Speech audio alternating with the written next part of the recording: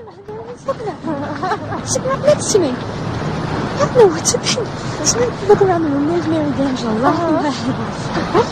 I finally wanted to know what was going on, so I went to talk to Mary. So I sat down next to her, I look around, Terry's sitting next to me again. What are you laughing about? I really think he's got a crush on me.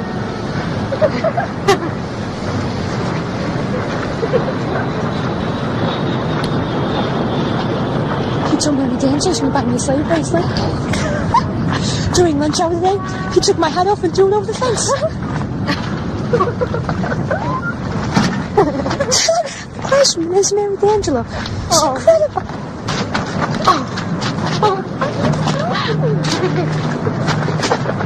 Listen, I am not exaggerating. I really think he's got a crush on me. I didn't know what to do about it. It's just like very painful.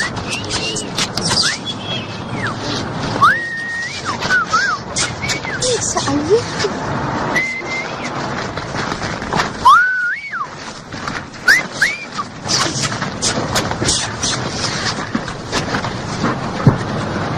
You better quit following us, you lousy spicks!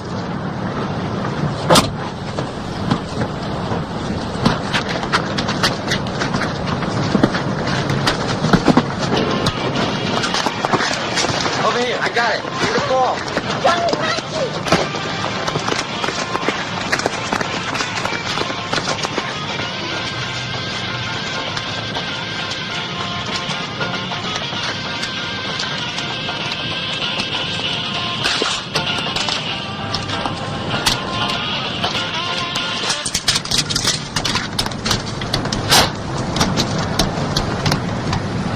No gringo is gonna call us spicks and get away with it. Bam! Get them white guys!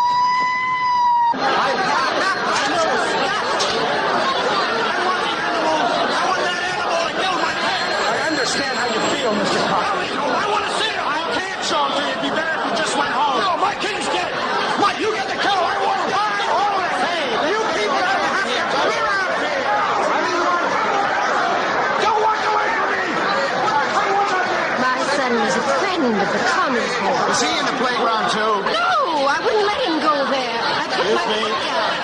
Hold it. What's happening? What the hell is this? Mrs. Connors.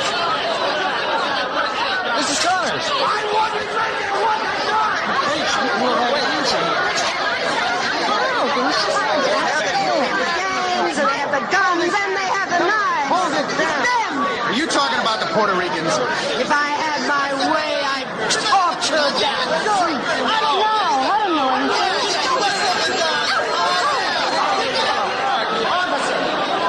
I told you when I came down. I can't say anything. Off the record then. Has he confessed? Is it true he's an addict? They say he's a junkie. Look, the district attorney will be here in a minute. Ask him.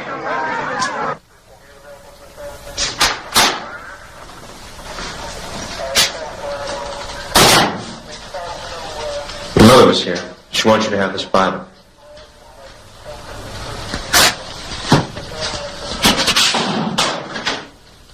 How about something to eat, huh?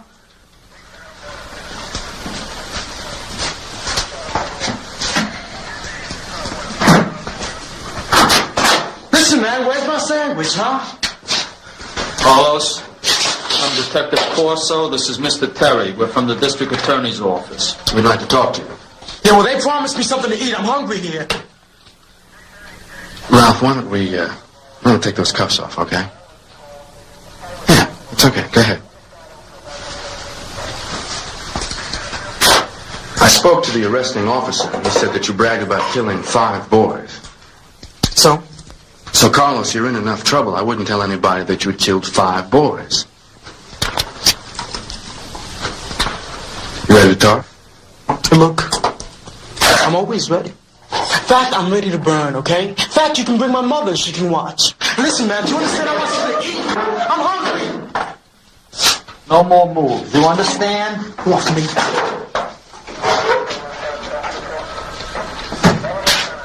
This is Mr. Hirschman. He's going to take his statement down. That's right. We have only one suspect in question at the present time. Can you give us his name? Not yet. He's underage. Is he the boy they call the Bandito? Yes, he's the bandito. Is he Puerto Rican? He's Puerto Rican. Been a lot of trouble this year between Italian, Irish, Puerto Rican gangs. Now, let me break in there. We have no information that this is a gang-related incident. Our youth division is on top of this now.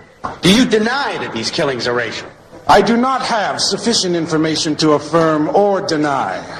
Off the record, I doubt there's anything racial involved here. All I can tell you is it's in the hands of the district attorney.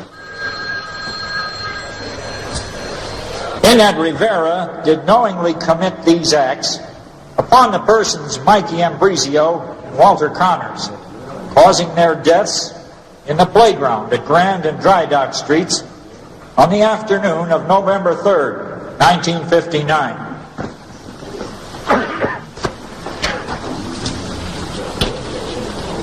Are you the arresting officer? No, Your Honor, I'm with the district attorney's office. Detective First Grade Ralph Corso, C-O-R-S-O. I have the arresting officers right here. Never mind. What's your name again? Terry, Your Honor. William Terry. I haven't seen you before. I was just transferred to homicide. Good luck. Thank you. Does he understand the charges?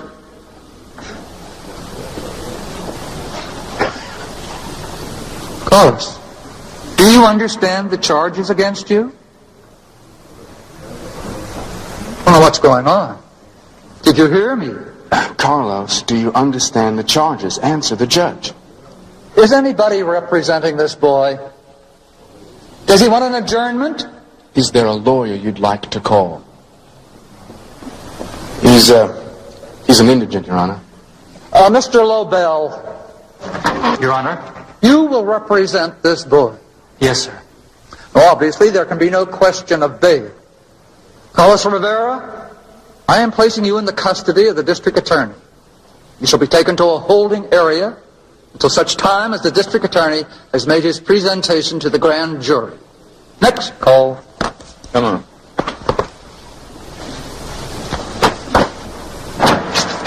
Want to grab a bite to eat? No, I better get in there, Ralph. This is my first homicide. Hey, Bill, this is a cinch conviction. You got it all. This is a no-throw-out case. Everybody is smelling blood here. Yeah, it's a great day for prosecutors. All right. I'll see you later. There he is. How are you, Bill? Bob Levine. Meet Bill Terry, the man with the hottest case in town. Bob knows every dyspeptic judge in the Supreme Court, from the hangers to the knee-jerk liberals. You need to know how to negotiate with a particular judge on a plea, on a pre-conviction bond. See the brave honcho. Leone thinks all Jewish lawyers are smart. So do I. Say, you're the new rookie phenom around here. You know that? Am I? My uncle is the chauffeur for the Republican leader on the South Side. A judicial vacancy came up, and the governor puts this leader on the bench on an interim appointment. Now, this leader plays golf with your boss. They need a little minority window dressing in the bureau, so voila, here I am. And ain't nobody bothered to look whether I'm an ace or an ass. Excuse me.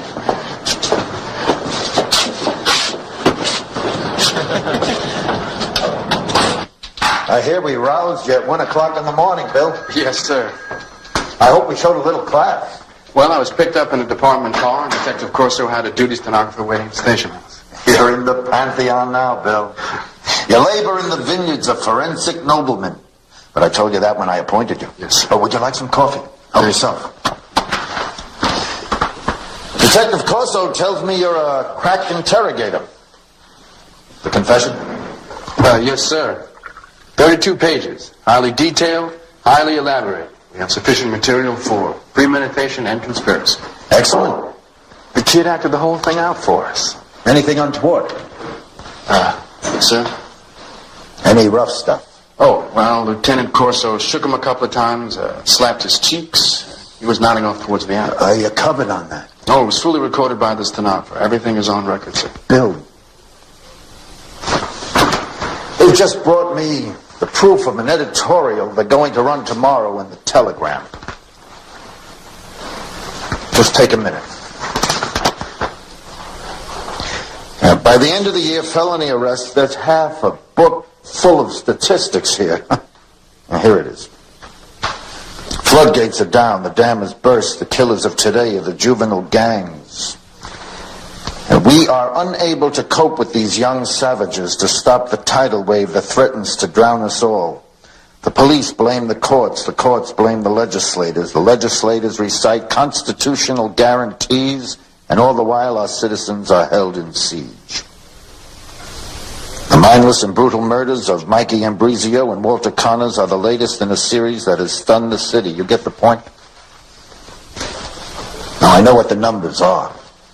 I know what the calendars are like in the courts. I know what the caseload is like in this bureau. But on this, not one damn thing is to militate against a speedy indictment, trial, and conviction. No motions to delay. No postponements. No continuances, okay? The boy's a killer. I don't want you to lose him in the holding center.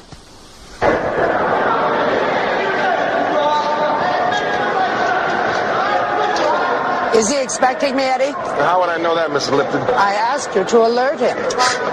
He sure gets a lot of attention for a degenerate loudmouth punk, don't he? Eddie, I would appreciate it if you kept your opinions to yourself. Yeah, well, maybe he'll hang himself in his cell, save us all a lot of money. No, Johnny?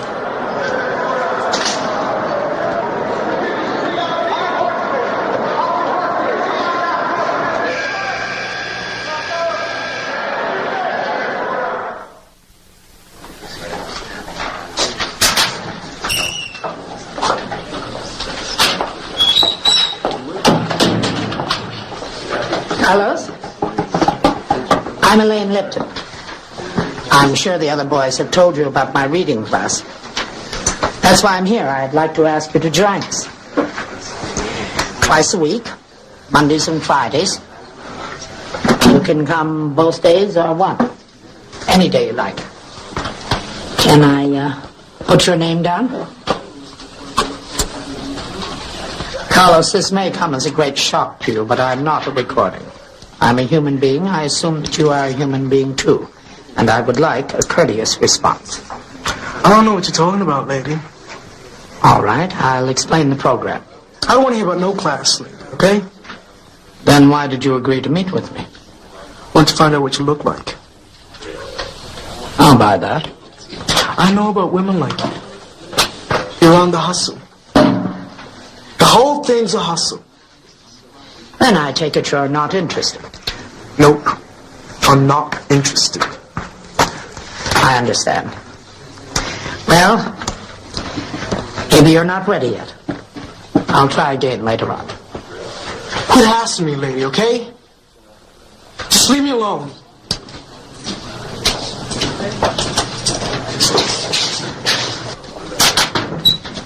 Hello, John. Well, fancy this. You meet all kinds of people in the joint. Listen, I can come back.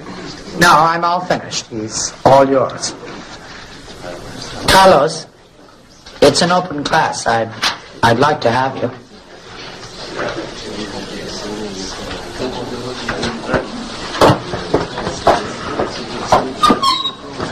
Carlos, I am John Mulligan, your lawyer.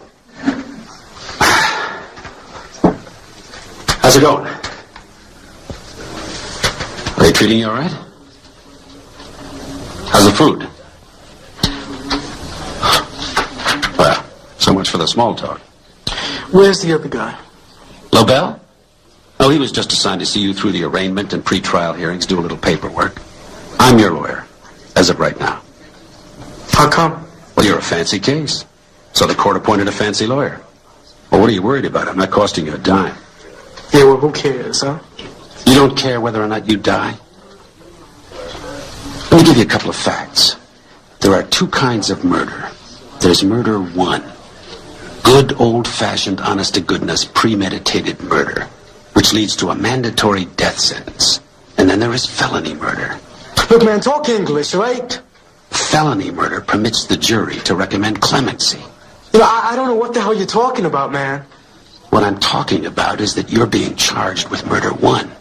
Now, my job is not to convince the jury that you didn't kill those kids, because you did, but to get them to bring in a verdict of felony murder with a recommendation of mercy, so that they'll save your life.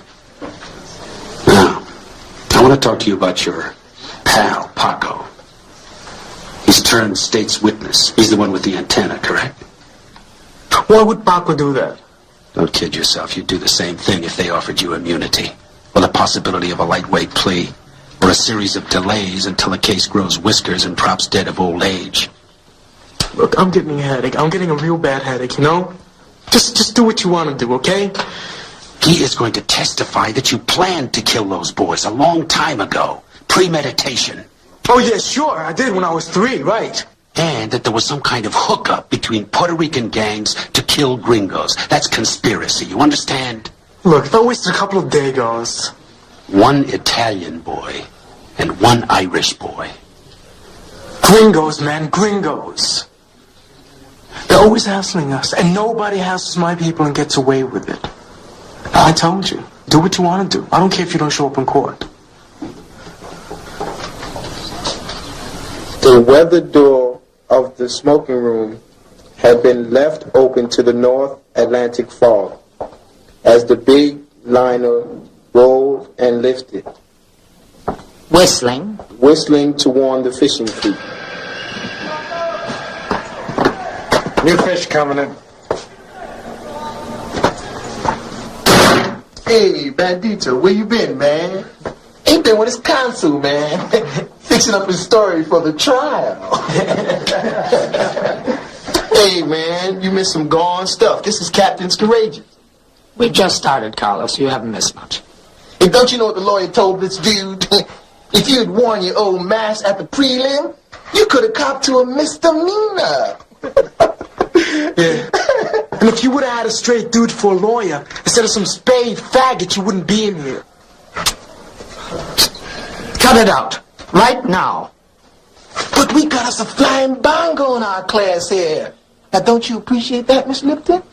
Claudel, I don't know what you think you're doing, but if it embarrasses you to be in this class, I'll call Eddie and you can leave.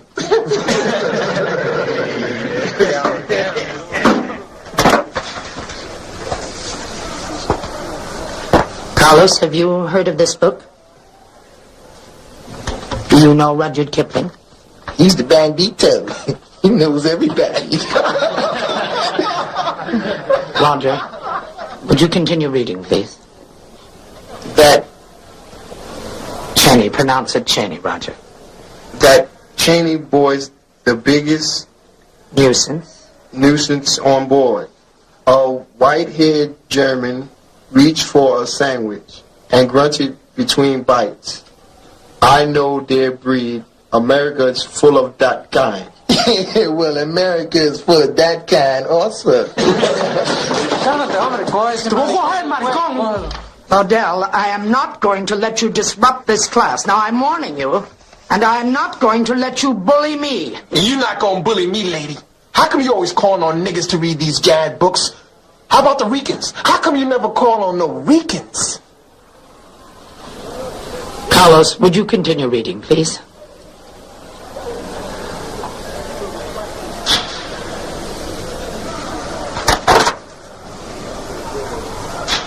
Anybody else? Fred? The bandito's a wicked reader.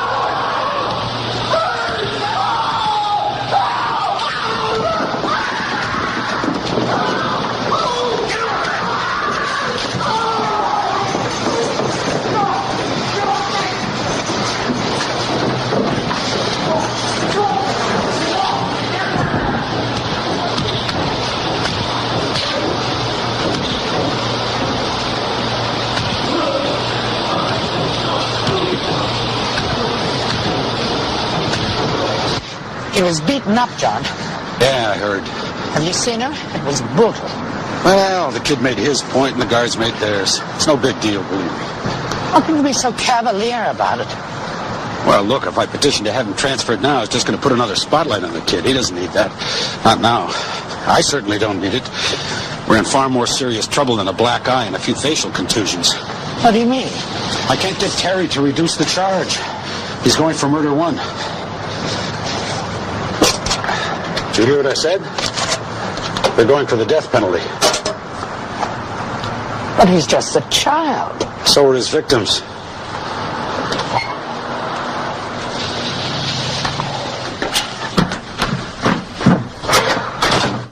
So? Well, that's what I keep getting, Elaine, wherever I go. Why are they doing this? Well, they have to. It's been a bad year. Too many killings. Here. People have to be shown that we're not totally out of control in this city. So they're going to make this boy a scapegoat. Oh, I can't believe that they think that they can put together a jury that'll want this kid to die. Oh, no?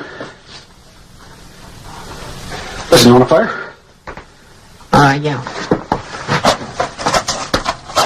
John, I'm not going to sit by and watch this happen. It's monstrous. Must be something I can do. Tell me.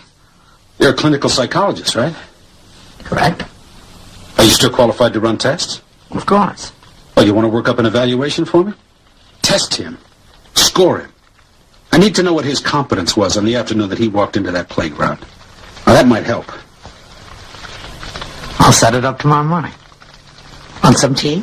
Oh, yeah. Listen, I may be able to squeeze a few dollars out of the office for you. Oh, please. Well, I don't know. Paperclip, something. Puertorriqueños. Do they look Hispanic? Then you can say Puerto Rican, you know, it ain't dirty or nothing. Are you in pain? I got into a fight. I've been in fights before, you know? Nothing hurts. Just quit hassling it, all right? I'm not your cellmate. Let's get that straight from the outset. We speak to each other. We do not bark. Okay? I apologize for embarrassing you in class. You didn't embarrass nobody, right? I asked you to read. That was dumb. Yeah, well, you ain't no fortune teller, so how could you know I can't read? I singled you out when I should have asked for a volunteer. What do you think these kids are doing? Hustling money. And what's happening here? Mother's dying. How do you know that? Well, you gotta be blind. The way the baby's holding on. How do you know it's a mother and child? What is this garbage, huh? What do you call this thing? It's the storytelling test. And it's gonna show up from a faggot, right? That's a big word in your vocabulary. Did you know that? You married? I was. Yo, maskless? I'm a widow. He died. No kids? I have a son. He's in Texas. What's his name? Tony. Are you testing me? Is that what this is? To drag, right? To drag. All these questions. I'm not a cop. Well, you ain't kidding either. I'm not your enemy. No? No. So then what are you? You ain't my lawyer. You ain't my priest. You ain't my teacher, because I ain't learning nothing. You sure as hell ain't my mother. So, what are you? If you were that sore at me, then why did you agree to the test? I don't know. Come on. All right, it's just something to do, that's all. Carlos, this is my job. I work with kids like you. What do you mean, kids like me? Kids who are in trouble. Yeah, for kicks, right? Like the nuns. The nuns? What nuns? Carlos, I'm trying to help you. Well, who cares, huh? A lot of people care. I don't know what the hell you mean by help me. I don't know what for. They're just gonna burn me. No, they're not. We're not going to let them. Tell me about the nuns. They ran the poorhouse. Puerto Rico. Yeah. You were brought up there. Should have run away is what I should have done. Why? I was there 8 years. 8 years, and I never learned nothing. There's no school or anything, no classes? They were nuns. You're not making sense, Carlos. Well, so what do you know, huh? You ain't no different than all them other gringo broads. Yeah, you work with kids in trouble, right? I've been there, lady. I've been there with women like you.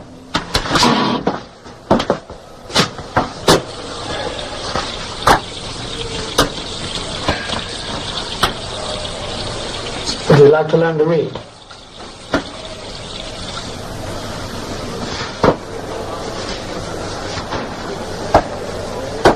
You want to know what the nuns were good for? Huh?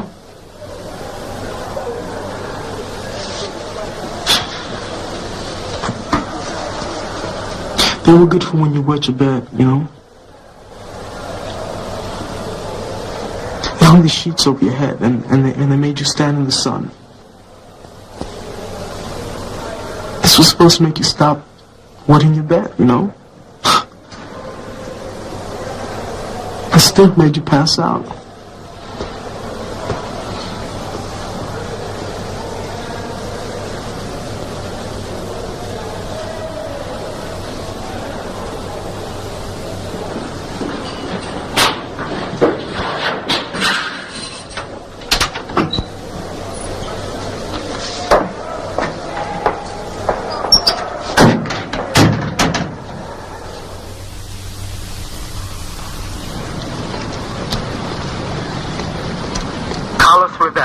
Tape 3, Side 2. 4 sessions totaling 13 hours. Regime seems to be working after an awkward beginning. He's begun to work on a few simple reading exercises. He's hungry to learn, but dares not show it. Learning is equated with a lack of machismo, or common dynamic. I have now a full picture of the institution in which he was raised. Not only a poorhouse, but an insane asylum. He fell asleep every night with the screams of the insane in his ears. His mother worked in the kitchen, on a remote corner of compound, virtual separation, at a time when he needed her most. Stayed apart for 9 years. He saw in this a violent rejection. It was devastating, but deprivation.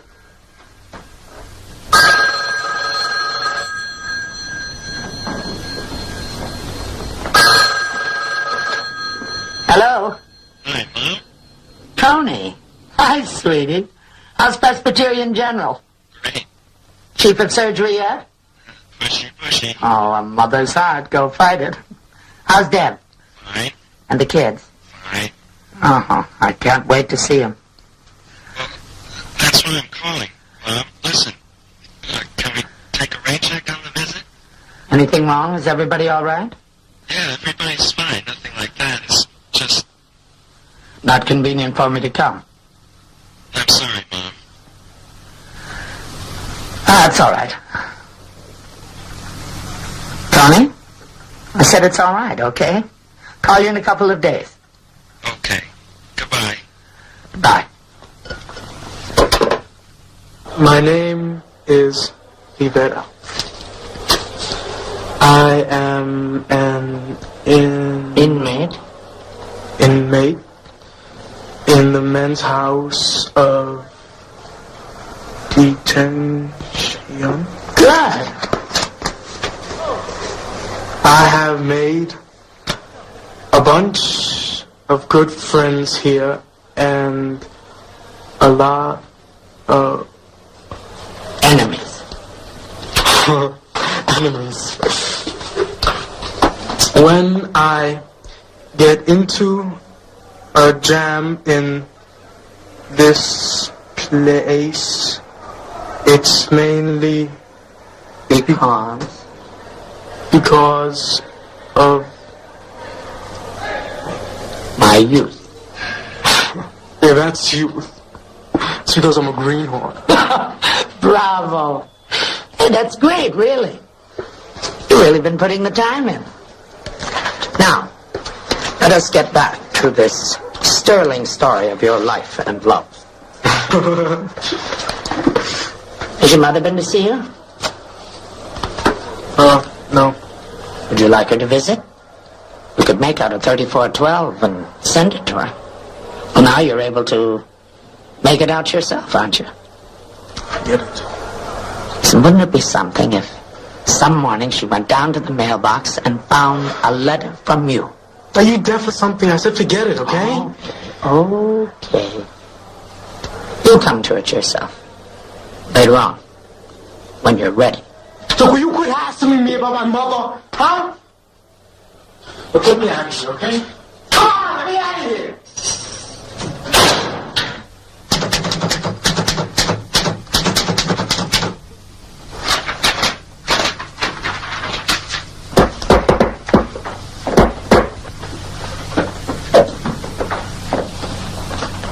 John? Hello. Am I early? Oh, a little bit, but it's all right. I just finished transcribing the last of my tapes. Oh. And here is your report. Well. I think you've earned yourself a dinner. Come on, throw something on. I got a place all picked out. Oh, good. Let's have a drink first to celebrate, though. I'll change later. All right. Doc, you are a whiz. Dock is where you tie up a boat. You're on my dinner. When are you going to show Terry the report? You're going to love the food here. It's terrific. Will you read it? It's explicit, precise, full of detail. Price? Yes, thank you. I don't know this Terry, but if he has any feeling at all... Elaine, feeling has nothing to do with it. What? Look, I may as well tell you right now, we're not going to be able to use that report. We're not going to meet with Terry. Are you serious? It wouldn't do any good. Believe me. John, this boy was incompetent when he killed. He didn't understand a single consequence of his actions. Got to make Terry see this. You ready? Let's sit down.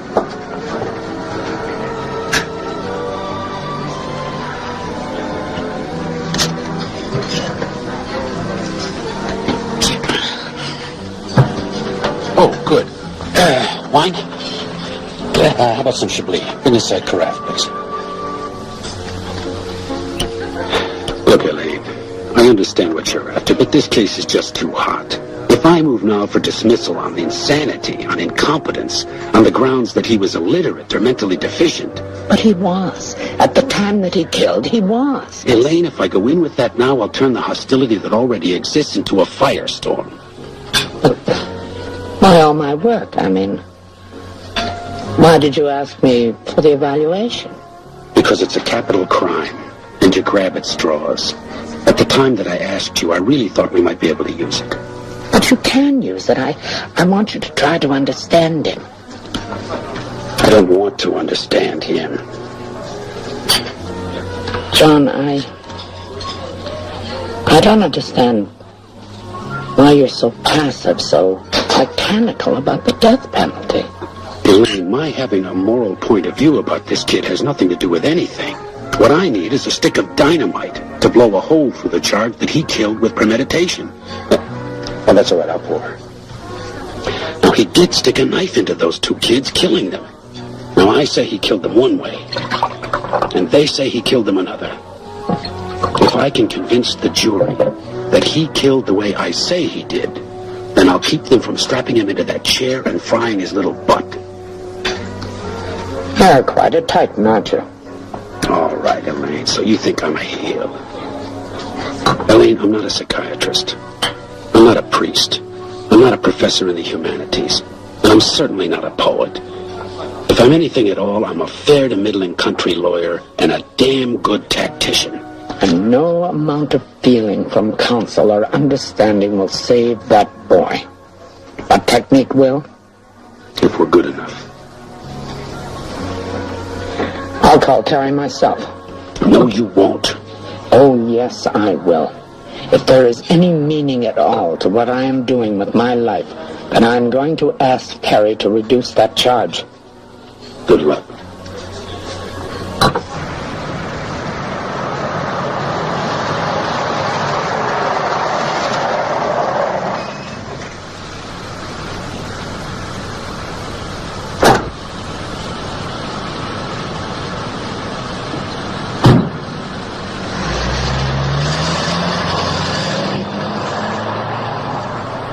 Alabado sea el santo nombre de nuestro Señor Jesucristo, porque Él es misericordioso. Este es el templo de Dios. Desde este púlpito, su mensaje de amor penetra nuestros corazones. Hermanas y hermanos, I can see by your faces that you have the love of Christ in your hearts. I salute you for coming today. Our poor church will grow because you have faith. I salute you for your faith and patience. I will pray for your peace and your immortal souls. Good day, my brothers. Good day, my sisters. Walk with God for the rest of your lives.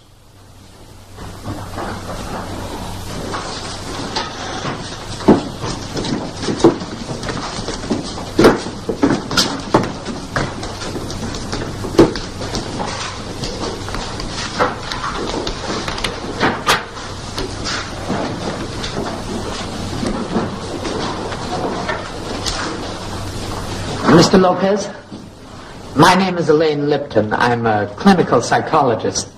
I wondered if I might talk to you about Carlos Rivera. I will not talk with anybody on the subject of Carlos Rivera, ever. Porque tú estás en tu iglesia y eres tan puro. Cállate, María. Mr. Lopez, I wonder if you understand that if Carlos is convicted, he'll be sentenced to die. I thought that as his father... I am not his father. His father is in Puerto Rico with his horse. To call me his father is the worst insult of all. Well, then, perhaps you would permit his mother to see him. He is the devil's son. He's a grief to my wife. At 12 years old, he was already a drunkard, a pimp, a thief. In reform school in Puerto Rico, he stabbed the guard and escaped at 13. He has disgraced me, my poor church, and my name in the eyes of Jesus Christ. He's an animal. He's filth. He's not fit to live. Mrs. Lipton! My husband is blind when it comes to Carlos. You can do this on your own. No. You have no choice, Maria. He's my husband. Why are you so afraid of him? Does he beat you? It's not important. Yes, it is important. For God's sake, you're not in bondage, Maria. You're not a dog that he can pull around on a chain. Please, don't talk to me like this. Be honest with me, Maria. Do you think that Carlos deserves to be where he is, to be punished, to die? He's killed. Maria!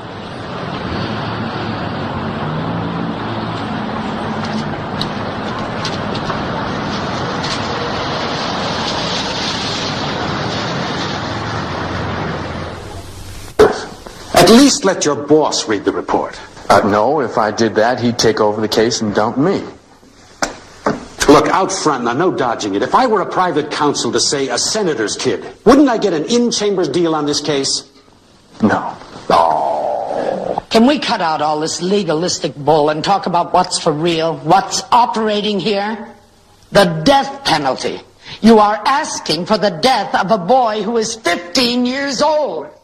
When I took this job, I took an oath. All right? I made a compact with the people. I swore to punish criminals. Now, if I've failed to punish those who commit crimes, then I've broken my compact with those who do not commit crimes. And if the law calls for death as punishment, well, so be it. We are talking about a whole class of people who happen to be children. Murder is murder. I don't care who commits it. You don't mean that, and you know you don't. You're getting heavy pressure from upstairs, and that's what this is all about. Do you know what Rivera's earliest memory is? He was 3 years old. The family lived in a hut, barely more than a packing case. The father came home one night in a drunken fury. He demanded food. There was none. And he tried to hack the boy's mother to death with a machete. Just save it, Dr. Lipton. I've been there and back, okay? Okay. And maybe you do understand when I tell you that this boy sees life through a rage. That he was pointed towards that playground, that he was made to kill. Now, that's your argument. Under a compulsion that he did not understand and could not control. Yeah, he gave out as good as he got. As he sees his life, yes. Yeah, and then it becomes a debate between contending psychiatrists, a couple of priests, and a social worker thrown in for good measure. And the law gets left outside on the windowsill with the pigeons. Oh, come on. No, you come on. Now, there are millions of kids in this world who have it just as bad, if not worse, than Carlos Rivera, and they're not running around stabbing people to death. Now, what will the people show?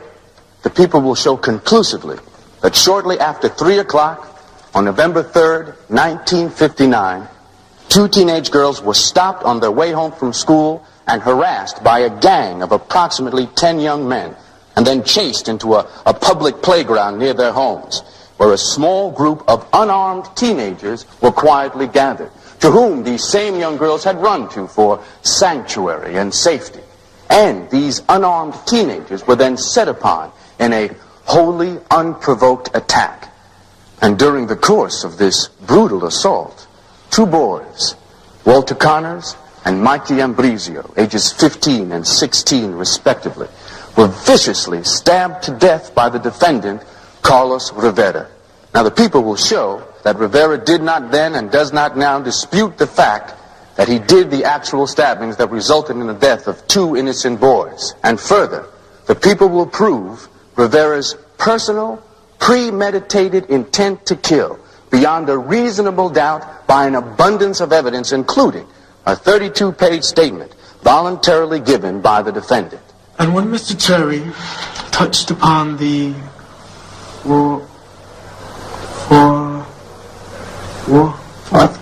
forthcoming testimony of Paco Sanchez, the prosecution's key witness and Rivera's lieutenant at the time of the killings, the bandito was seen to squirm uneasily in his seat.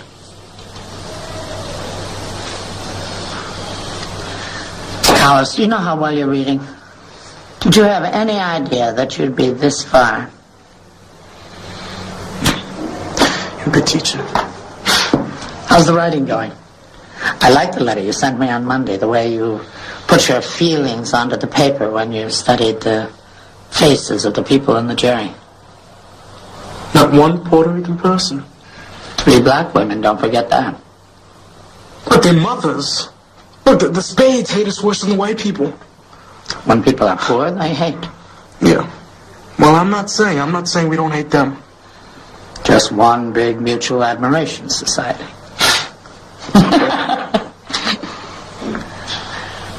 Carlos, there was one thing in your letter that I didn't quite understand. Here. You say, the longer this dumb trial lasts, I know they are going to burn me. I'm not scared.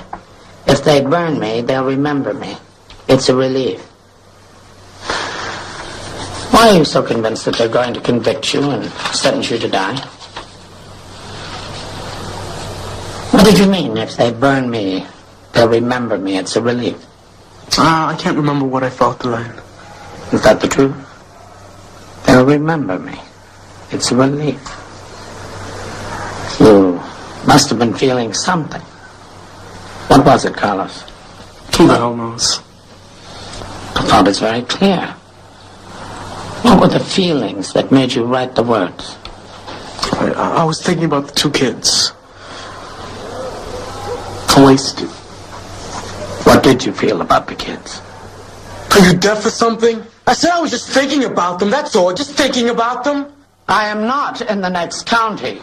Lower your voice. What the hell do you want from me, huh? Will you tell me that?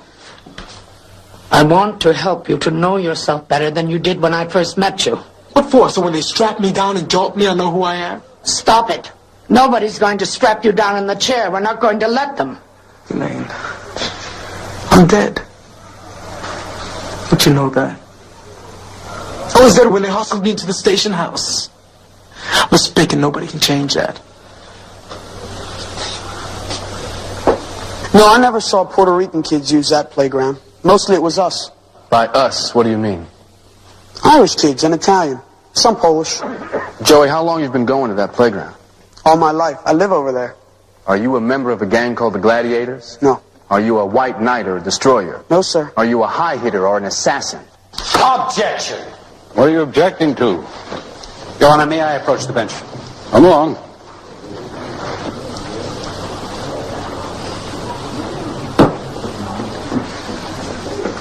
These questions are inflammatory and prejudicial. I don't see that, Mr. Mulligan. From the very beginning of this trial, my client has been painted in lurid and sensational colors. And now Mr. Terry stands here and rattles off the names of these gangs as if they were death squads. All right, now I'm going to overrule on this because the line goes to a pertinent area of inquiry. But I will also inform you, Mr. Terry, that just 2 names would have been sufficient. Yes, sir.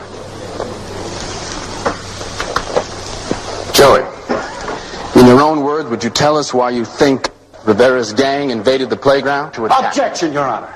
To what? Invaded. You're asking for conclusions. That playground is not now and never was the sole and exclusive property of the witness and his friends. Sustained.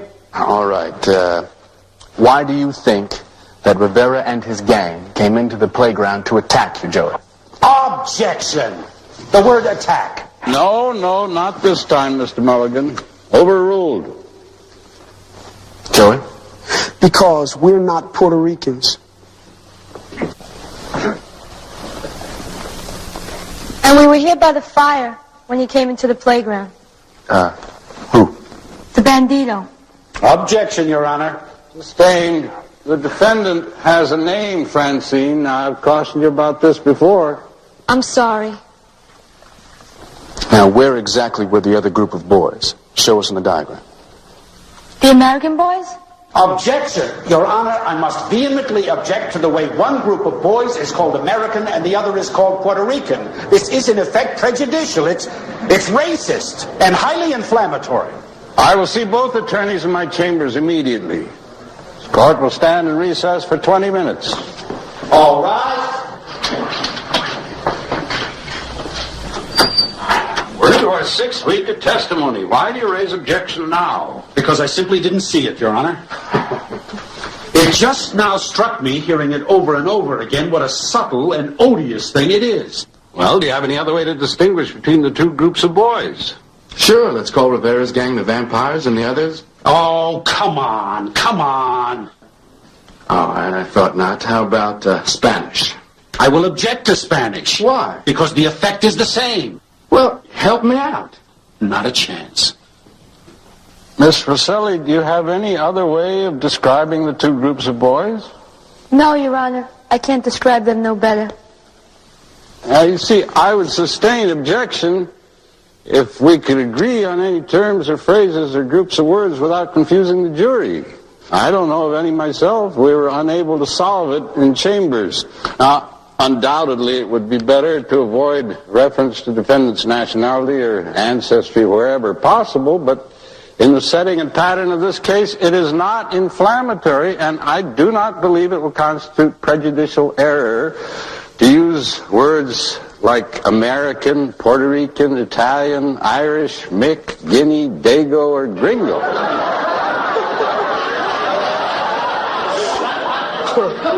Do you see what's going on?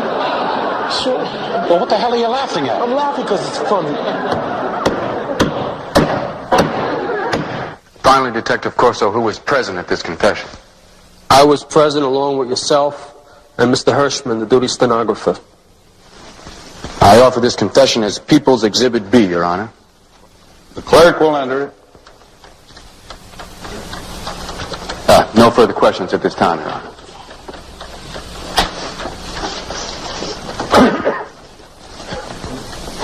Detective Corso, when you arrived at the precinct, did you talk to Rivera directly? No, I spoke to the detectives first, and then the arresting officers. Well, how long after you arrived did you talk to him? Or at least see him? It was a while after. 10 minutes? Longer. 20? 30? An hour? I would say a couple of hours. Is that usual? Well, it was a pretty lively precinct when I got there. A lot was going on. Turmoil? I would say, yeah. Confusion? Well, it was a little bit disorganized. But anyway, I was waiting for Mr. Terry to arrive. Now, where was Rivera all this time? In the detention room up on the second floor. And he was alone, isn't that true? Yeah. Would you describe his condition for us, please? He was sitting, manacled to a chair. He was sitting, manacled to a chair. Alone? Yes. Was he violent? No.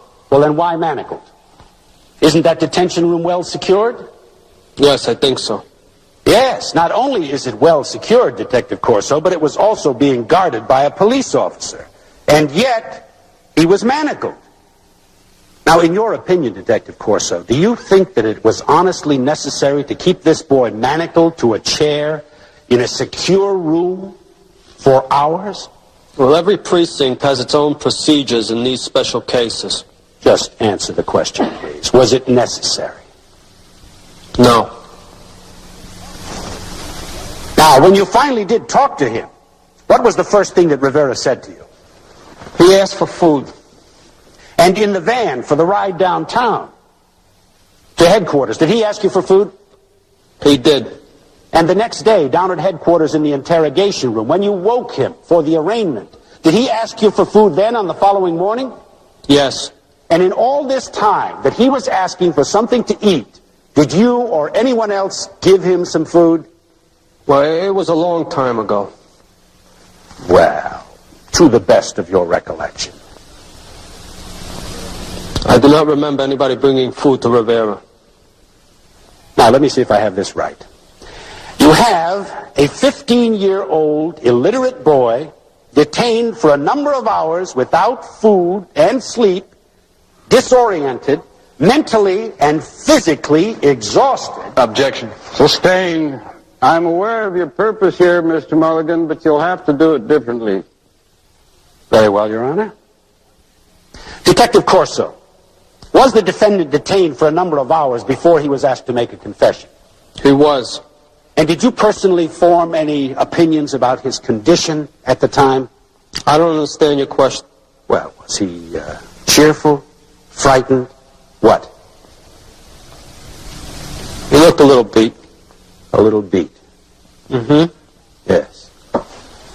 And then you ask him to make a statement, is that correct? Yeah. And the purpose of this statement was to elicit from the grand jury an indictment leading to a first-degree conviction in a trial of murder. Isn't that true? Yes. Now, with regard to this statement by the defendant, isn't it true that you helped him to write it? No, absolutely not. You didn't.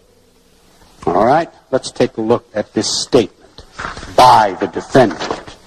On page 17, Rivera says, when I made my way into the aforementioned site of the crime. Carlos Rivera said to you, aforementioned site of the crime? There are certain procedures that... And here, on another page, I fully comprehended what I was doing. Comprehended. Now let's talk about that for a minute. Carlos Rivera used that word? Comprehended? Yes.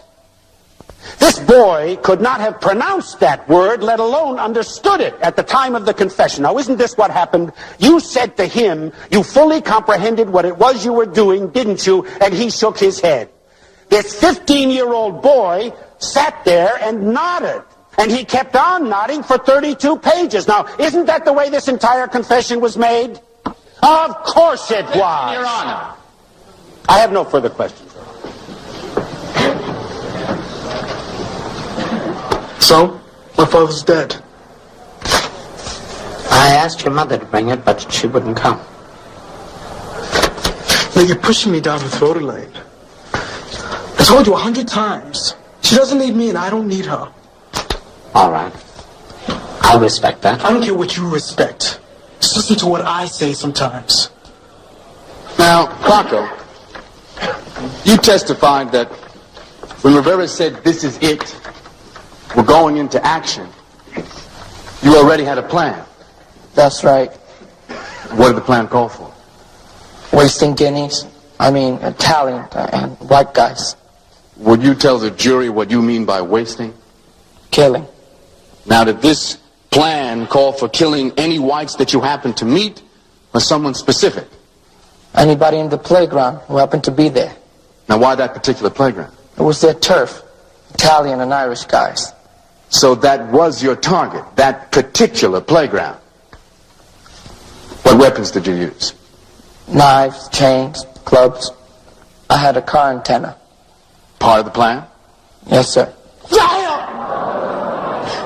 You mousy lying faggot! Carlos, shut up. Sit down. He's a dirty liar! All right. Tell the truth! Dick, sick, bro! Carlos, stop it! I wouldn't let him make it. So he wants to burn me! Right, stop it! He hates me! He hates me! Remove him! Get that boy out of this courtroom.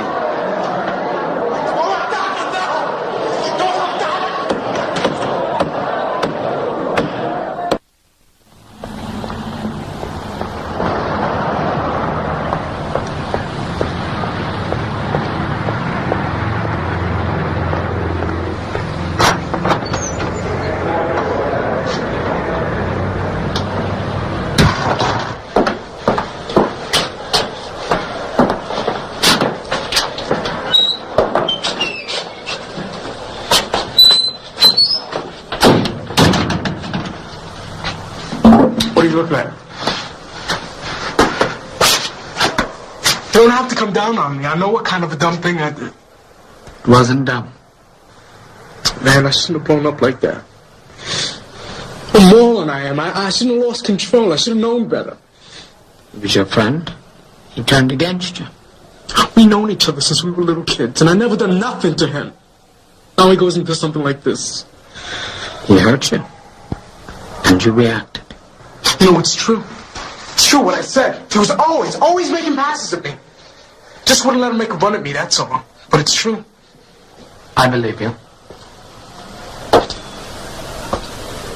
Why? Why would he do something like this, huh? To save himself. Carlos, something very important is happening here. For the first time, you feel how serious the situation is. When you blew up in that court, I knew that you finally realized the kind of trouble you were in. Do you understand? His testimony can be very damaging to you, and you let yourself feel it. He betrayed you, abandoned you. It's the kind of thing that's been happening to you all your life, and you responded from the deepest part of yourself. Do you remember your letter to me? You wrote, if they burn me, they'll remember me. It's a relief.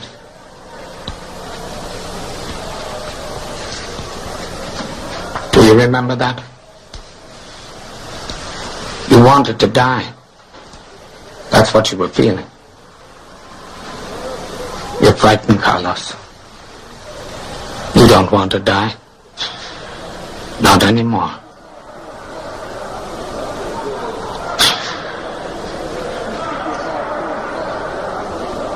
No, I don't remember saying that. Paco, I want you to think about this very carefully. You told the court that this great battle plan of yours called for killing anybody in the playground who happened to be there. Now, you remember saying that, don't you? I guess so. Of course you do. Now tell us, when you got to the playground, did you stop at the entrance? Yes. And then when you saw who was in the playground, you told Carlos, it's not them, it's not the gladiators. Yes. Now, who were the gladiators, and why were you so interested in them? They were a gang of white kids. They used to bop on us. Oh, so you wanted to get back at the gladiators, isn't that true? Yes. But you told us that your plan called for wasting everybody and anybody in sight, didn't you? I don't know. Of course you know. There never was any plan for wasting everybody and anybody in sight, was there? I don't remember. Oh, I think you do remember, Paco. But let me refresh your memory about what really happened. The Gladiators were a gang of kids who used to chase you out of the playground because they felt that it was their turf. So one afternoon, you decided to go in there and rough them up a little bit, throw a scare into them, didn't you? I don't know. You told Carlos, let's have a few kicks, let's hassle gringos. Didn't you? I don't remember. Hassle, not kill. Now, hassle does not mean kill, does it, Paco?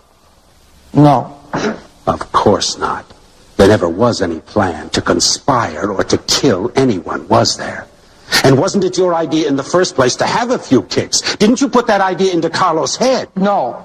I think you did, Paco. An impulse. You were hanging around. There was nothing much to do. It seemed like a charge to hassle a couple of white girls, chase them into that playground, and then knock a few gladiators around. They do it to you, you do it to them. No, that's wrong. Only you couldn't find any gladiators, just these other boys and girls, but they were just as good. Knock them around a little bit. Bloody a few noses.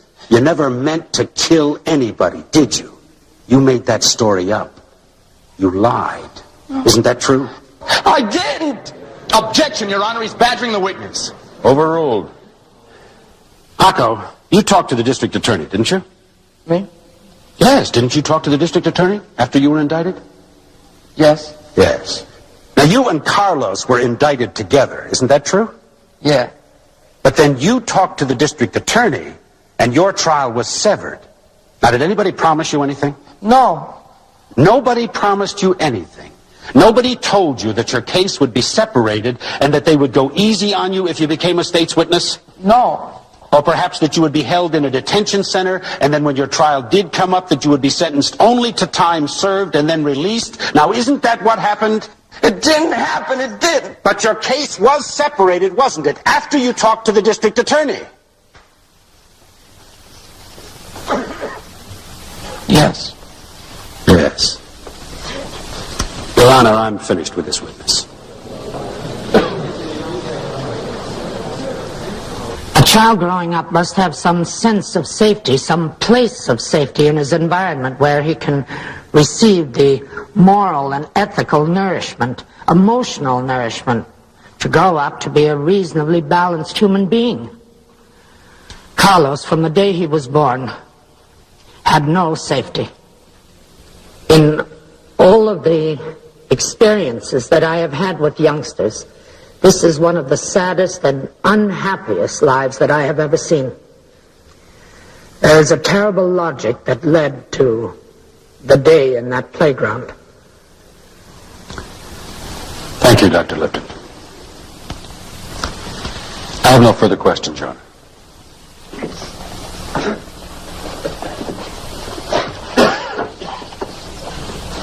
Excuse me. Dr. Lipton, you've given us a vivid and often eloquent description of this poorhouse that Carlos Rivera was raised in. And you testified that life in this poorhouse was full of despair and cruel treatment, correct? Yes, it was a brutal environment. Day to day, it was a hand-to-hand battle merely to survive. Isn't that what you said? Yes. So we have this terrible logic that led to an act of violence. Aren't those the words that you used? In substance, yes. But it seems to me, though, that when we talk about this so-called logic, that we're talking about an inescapable consequence, some kind of matrix, something that is preordained, that cannot be changed. Isn't that implicit in the statement that you made? Well, with regard to Carlos, what his life was. Yes. In other words, a domino effect. Poverty, deprivation, violence, death. Now, that's what you were trying to tell us. Yes. And you've told us that by virtue of the fact that he's illiterate, in addition to being cast out and abused by his parents and society, that this inevitably led up to an act of murder, correct? Yes. But you'll concede in a moment, I'm sure, that there are thousands upon thousands of kids with identical backgrounds who go on to live perfectly fine and productive lives. Isn't that true? Yes. And you've told us that he was raised in a harsh and destructive orphanage. True? Yes, true. But isn't it also true, Dr. Lipton, that overwhelmingly the majority of kids who are raised in this or any other orphanage and poorhouse go on to live law-abiding lives? I'm only speaking of this institution. All right, then let's talk about this particular poorhouse and orphanage, this compelling chain of events. Does the name Teodoro Villa mean anything to you? No. He is the mayor of Calma. He was raised in that very same orphanage and poorhouse. Does the name Roberto Powell mean anything to you? No. I'm sorry, Dr. Lippman. You're going to have to speak up. We can't hear you. No. He is the first assistant secretary to the United Nations Commission on Human Rights. Does the name Emilio Gomez, have you heard of that name before? No. He is the first judge of the Supreme Court of Puerto Rico. Both Roberto Powell and Emilio Gomez were raised in that very same orphanage, just like Carlos Rivera.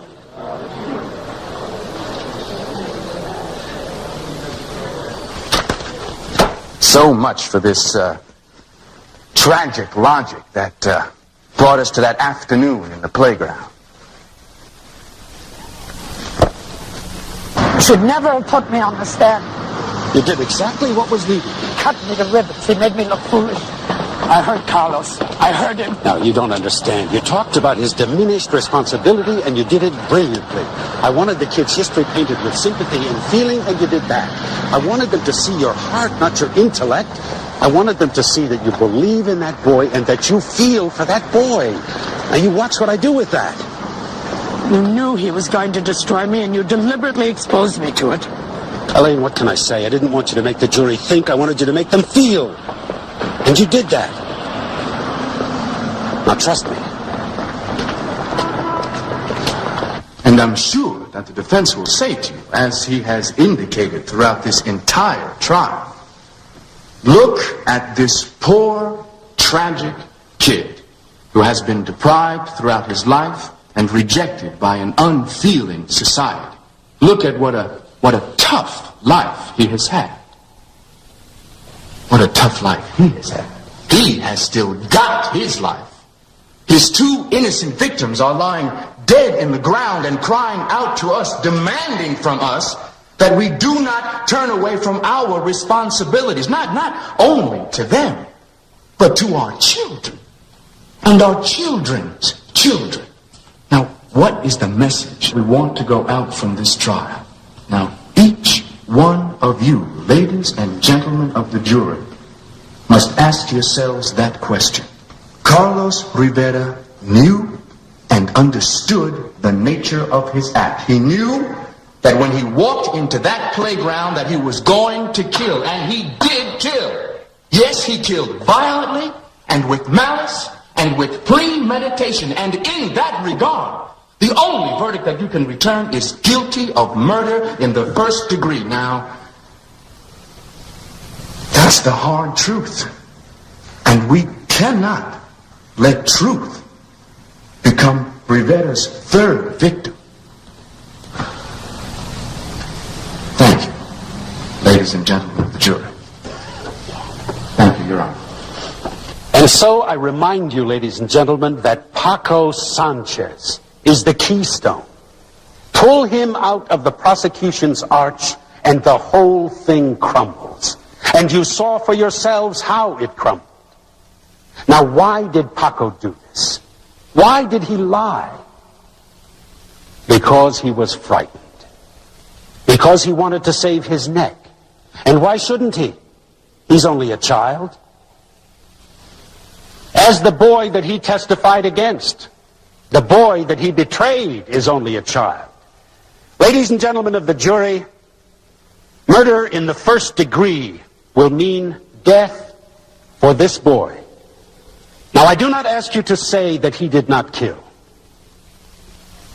He killed. We admit that he killed. But there was no premeditation.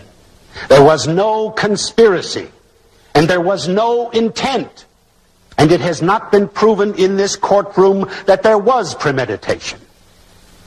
Now, if you feel, as I think you feel, if you feel that we do not, in this great country of ours, kill little children, then you cannot find this boy guilty of murder in the first degree. At most, it was an unpremeditated act of violence in the heat of a stupid adventure. At most, it was an act of manslaughter. Ladies and gentlemen, life above all. That is what this trial shall send out to the world.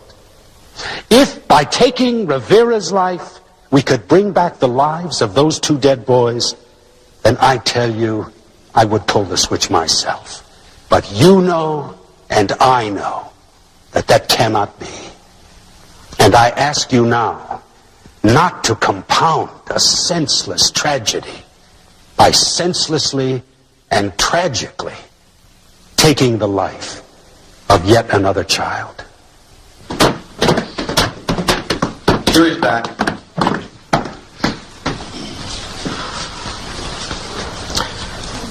Listen, no matter what happens,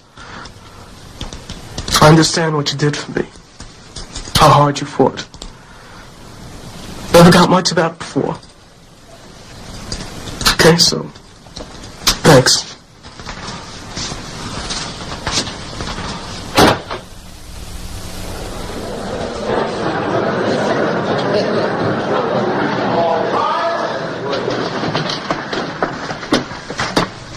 Be seated. Foreman of the jury will please rise. Mr. Foreman, have you reached a verdict? We have, Your Honor.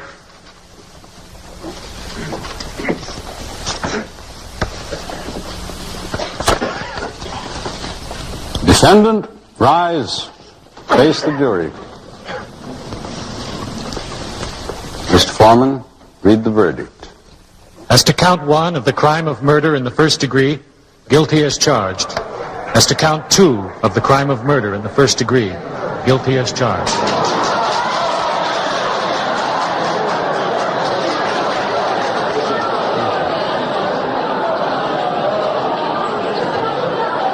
Carlos Rivera, you will be remanded into the custody of the sheriff and held until February 9th, at which time you will be brought before this court for sentencing.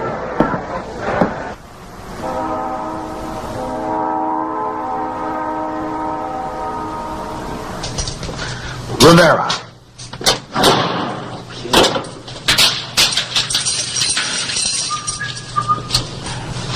Hey, Doug.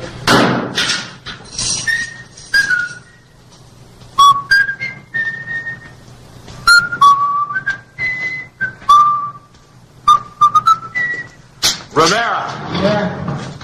Here you go, my boy. Wait, here. William. I keep telling her this is no place for flowers, but she keeps sending them. Hey, she's not a botanist, you know? It's her money, right?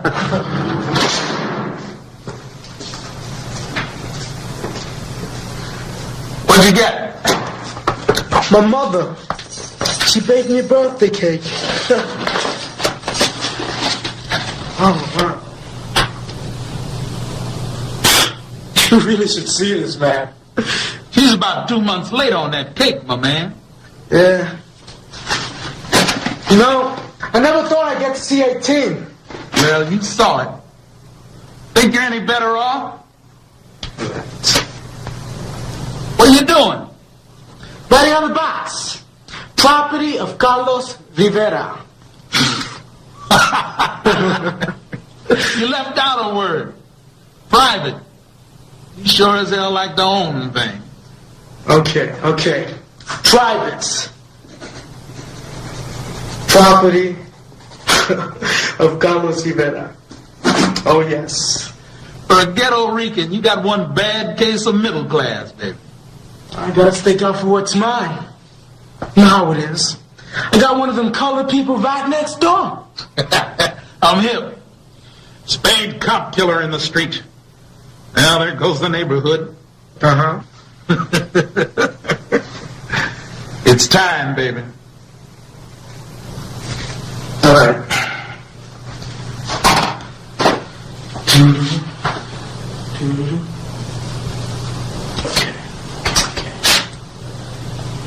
You know, you owe me 3 packs of cigarettes, man. It's your move, comrade.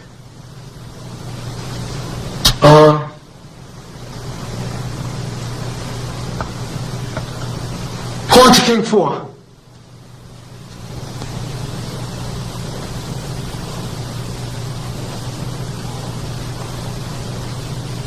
under King 3.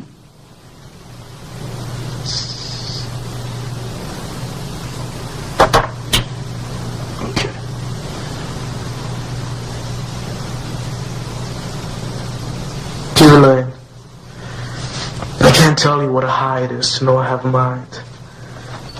Death Row is a moody place. It has its high and lows. I often find myself laughing one moment and crying the next. I think it has something to do with the chamber we call the dance hall, which is right around the corner. The crazy thing is, the end of my life is 60 feet away and waiting. And I feel no sense of danger. Nothing of the panic I used to feel on the outside when I was free. Or as Woody puts it, allegedly free. Who knows? Death row might be society's best tranquilizer. I'm grateful to Woody. He's taught me that there is not only a psychological, but a political truth to my life.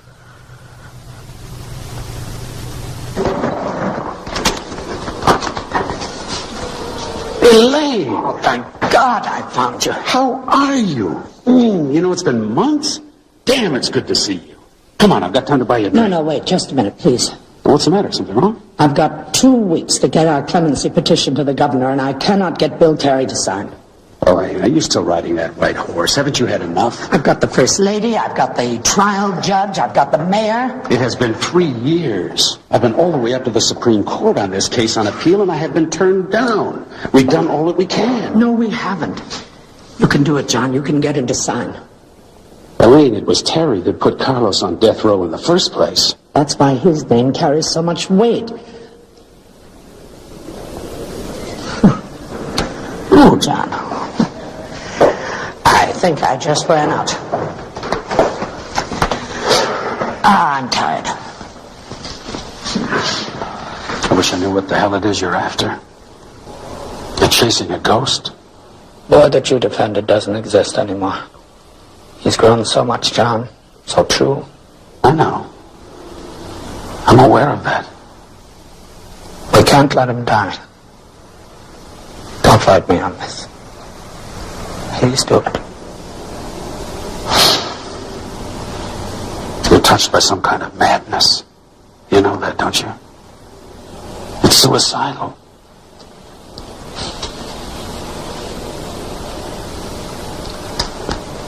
It's also very strong.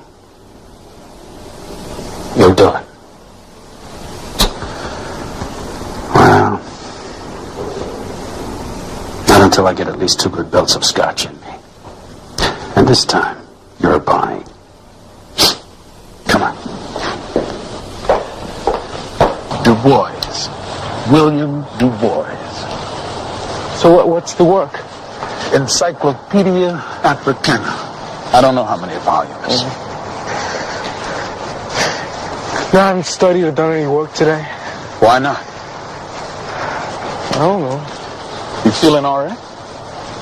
Yeah. You know, I'm getting awful sick of your moods, my man. Now, what's wrong? I don't know what's wrong. You still worrying on that denial?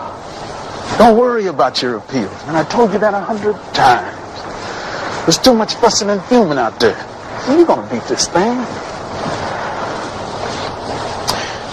I came out of the showers yesterday. When I passed the cell, you were reading a Bible. So what? Why were you praying? I wasn't praying, man.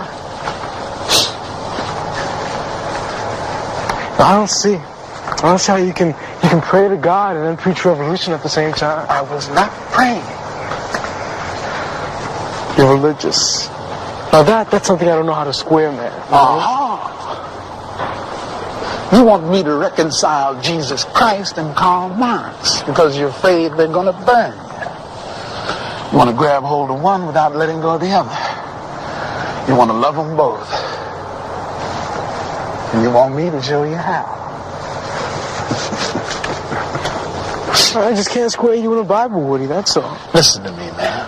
Because you're as ignorant and unlearned as the day you walked in here. I was reading that Bible in a historical context.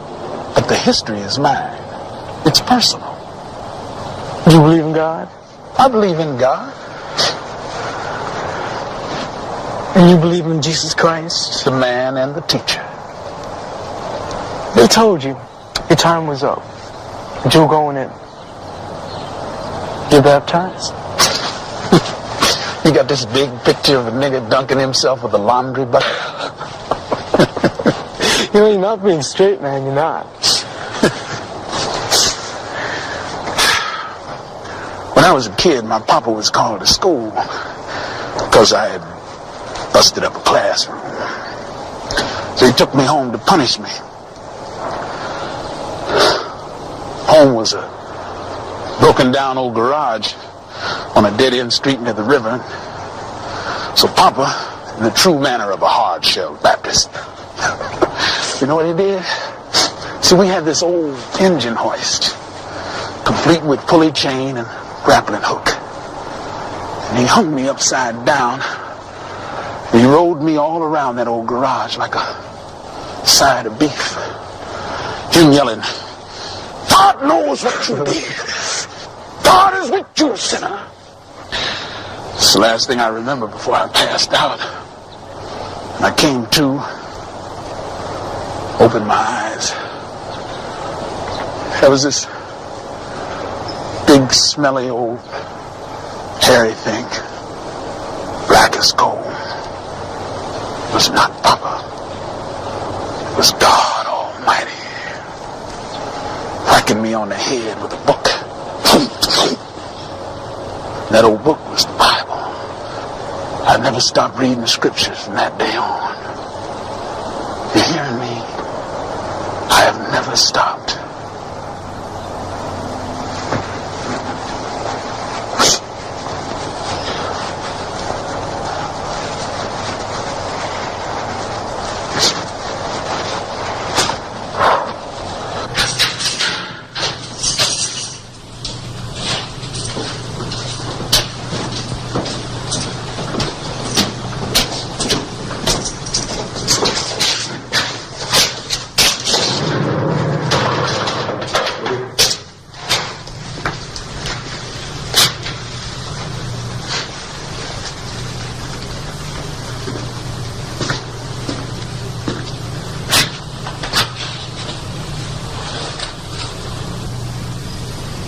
Hustle. It's me that taught you chess. Yeah. It was you. Take care of yourself, man. Yeah. Listen, when my time comes, I just hope I can run it out like you. You ever get out of this hole alive? Fight for your people. It's the only thing that makes your being born mean something.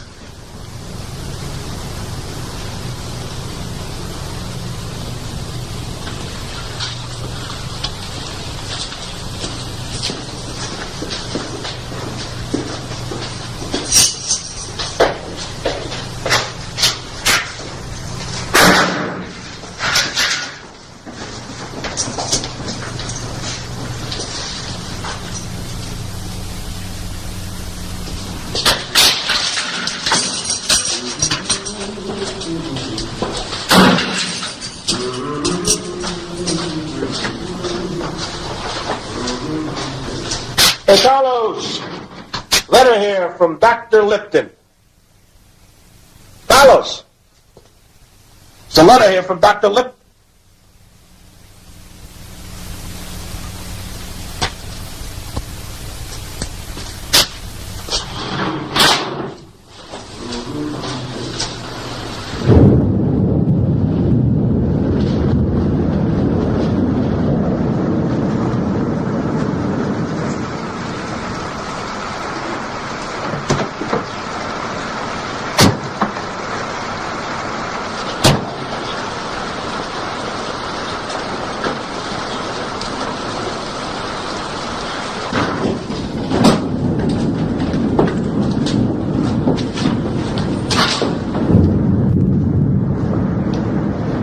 It's all right.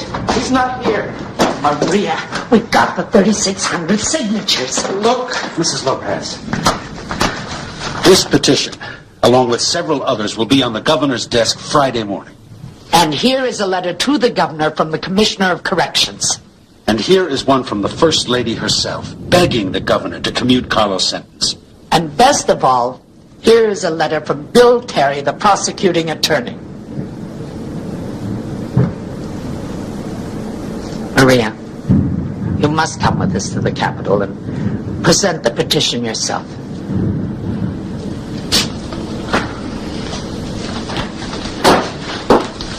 Maria, this is very important.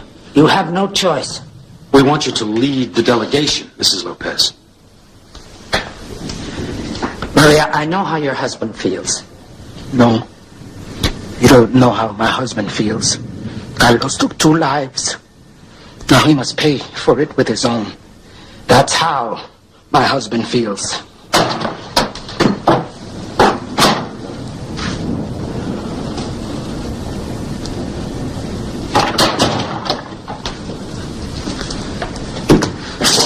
Maria, come home. Did you hear me? I heard you, Luis. Te dije lo que iba a pasar, Maria. Mr. Lopez. Stay out of this. I will not stay out of this. I have business with your wife. You have no business with my wife. My wife has no business with you. Get out of my church.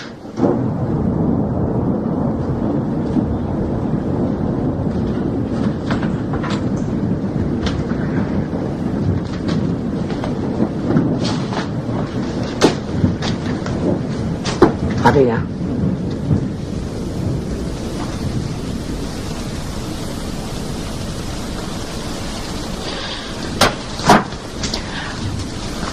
I have to go home to change my dress. Maria, if you go with those people, you're finished here. Don't come home. Do you hear me?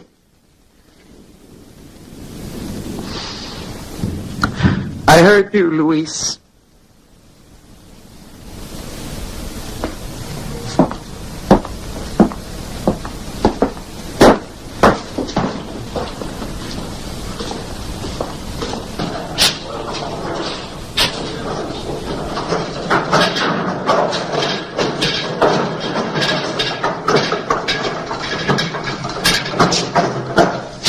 Carlos. Come on, Carlos. Get your food. Hey. Carlos. What are you trying to do? Starve yourself?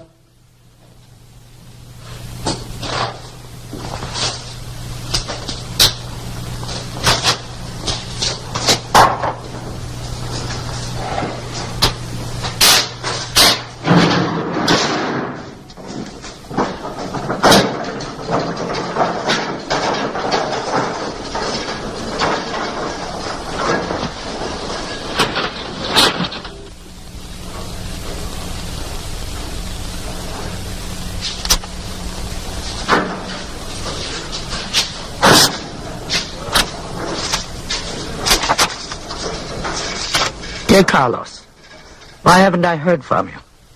Your last letter was not a letter at all, but a fairly boring requisition for radical literature. Hey, Carlos! Carlos, come here! Come here! A message from the governor. They commuted your sentence last night, 10 o'clock. They gave you 20 years to life. The word will be down this afternoon with the official papers.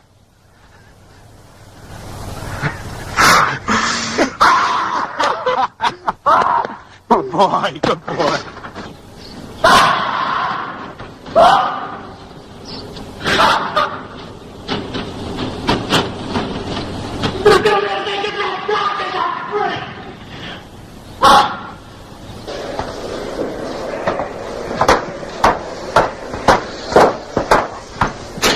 Thank you.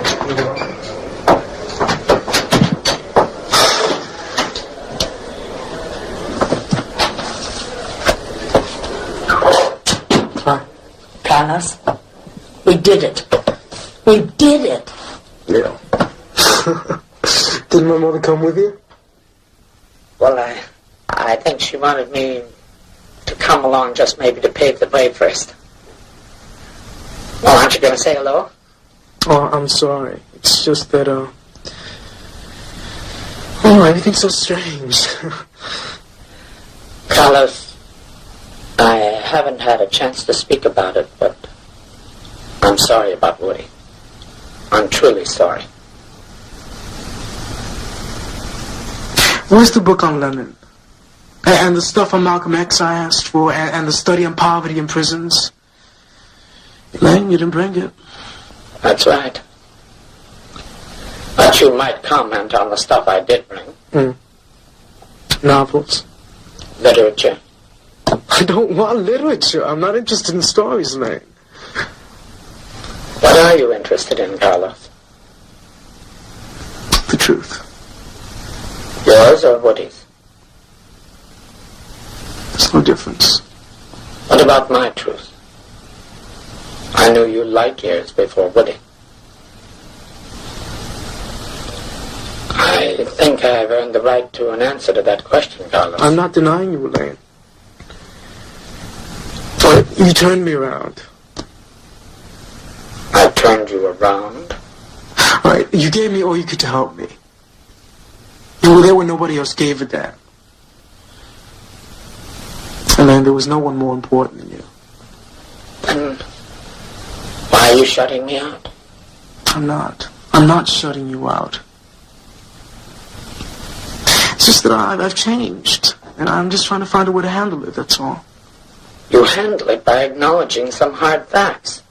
One of those facts is that there wouldn't have been any change without me and my truth. I gave you that change.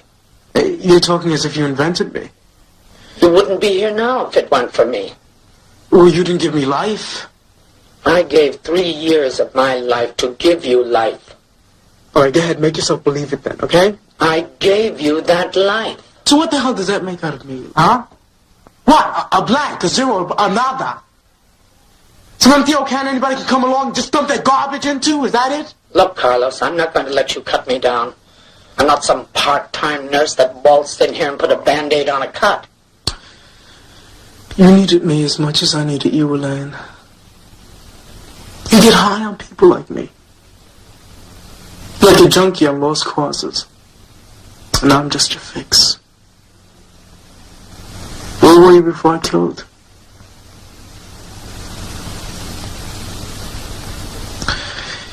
You know, your work doesn't mean anything. Doesn't do any good. It's wasted. Because it comes too late.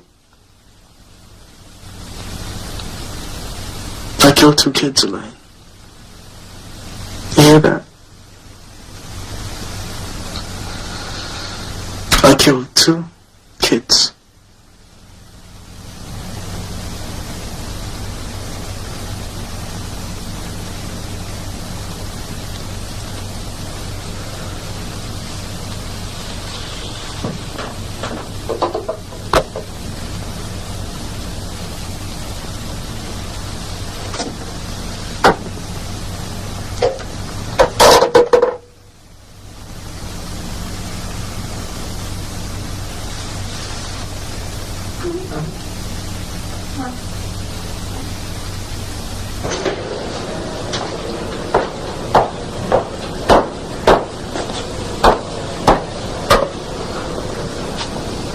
He's waiting for you.